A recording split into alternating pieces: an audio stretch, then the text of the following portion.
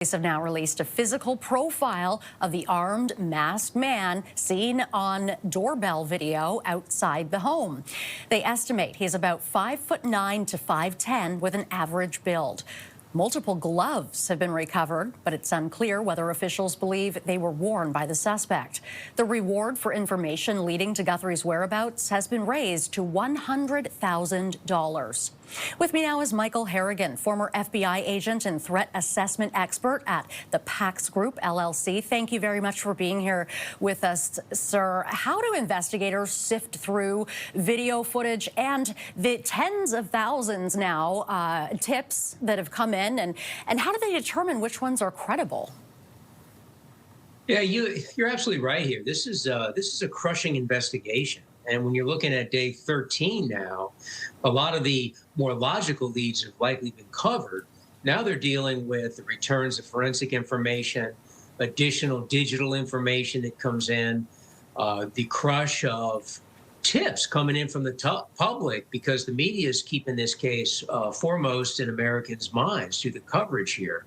So that's helping out tremendously by hopefully spurring more leads. But it's in these kind of cases, as they go on for this long, and with all the leads that have been covered and all the evidence that's been gathered, organizing all that is more than normally a local agency can handle. So the Bureau has crisis management experts who come in, and they have specialized databases they can organize and help direct some of the leads to help alleviate the pressure on investigators here, keep things organized. But yeah, this is a tough one. There's a lot of information coming in, a lot to go through. The FBI has shared some details about the suspect gleaned from that security video we were just looking at, for example, his height. What technology do they use to assess this? Well, I think we saw yesterday where they put up a barrier there, a screen, and they went ahead, they brought in some measuring devices.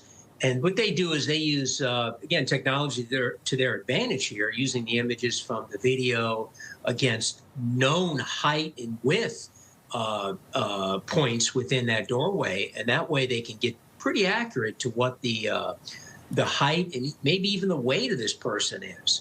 So I think this is what you see as these investigations become longer term, is now they're focusing on those fine points.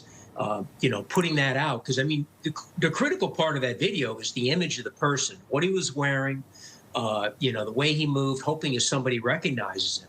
But now they're bringing other technology to bear here, again, to get down into the minutia and provide some additional information. But yeah, it's all a long-term thing now, and it's unfortunate that it's turning into this. But hopefully, from some of those tens of thousands of leads that have come in, as they work through that huge backlog of leads, likely at this point, that there's something in there that makes this pop.